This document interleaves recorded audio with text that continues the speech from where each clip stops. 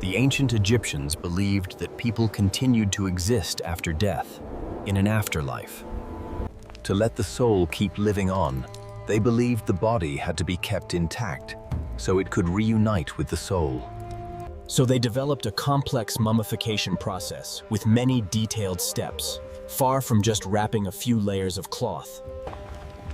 The whole process was messy and exhausting, a true dirty job for the embalmers. When someone died, the body was brought to a purification place called the embalming, a special tent used for mummification rituals. Embalming was usually set up on the west bank of the Nile, where the sun god Ra set near, a powerful symbol of death and the afterlife. Inside the IBW, all the preparations for mummification were carried out on the body. The first step was to wash the body, cleansing the dead before any further steps began. The body could be washed with wine, with Nile water, or with a mixture of both.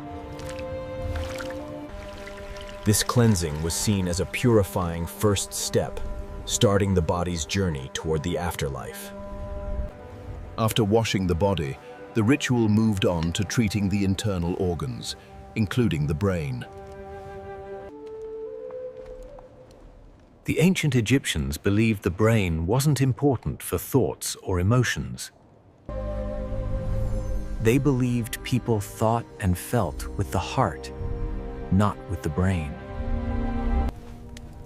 Because of this belief, the brain was usually removed from the body during mummification. To do this, embalmers used a long hook, inserting it through the nose. The hook was turned inside the head to break up the brain, making it easier to remove. The softened brain was allowed to drain and be collected in a bowl, a step both delicate and a bit disturbing to us today. Next, an incision was made on the left side of the body. Through this incision, the liver, lungs, intestines, and stomach were removed from the body one by one. In some cases, even the heart could be taken out of mace, but never to throw it away. In some cases, even the heart could be taken out card, but never to throw it away. The heart was dried and placed back inside the body later in the ritual days.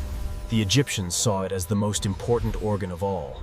They believed the heart was needed to face judgment and enter the afterlife cause, and every organ removed from the body had to be carefully purified.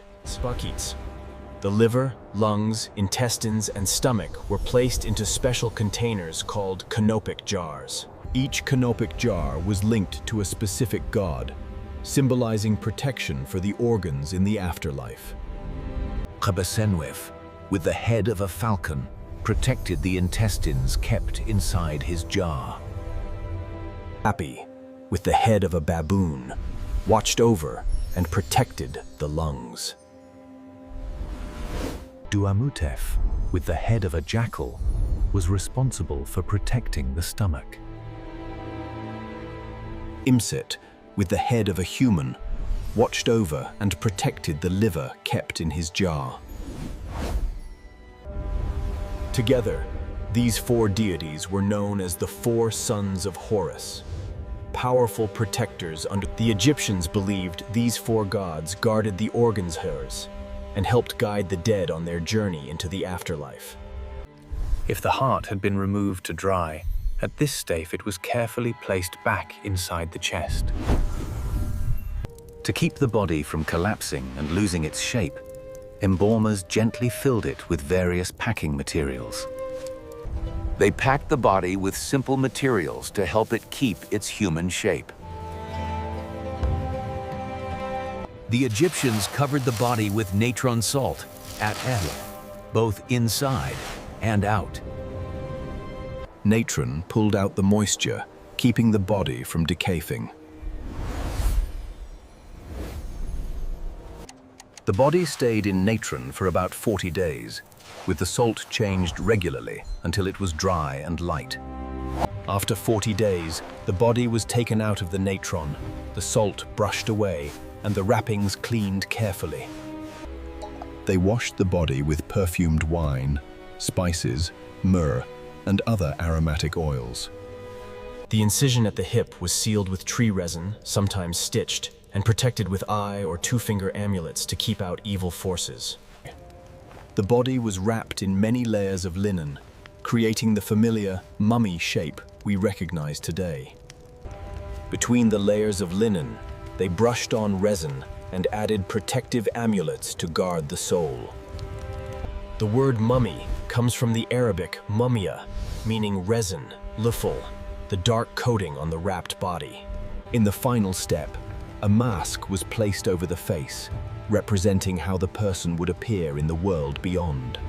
The wrapped body was placed in an ornate wooden coffin, then set inside a larger stone container called a sarcophagus.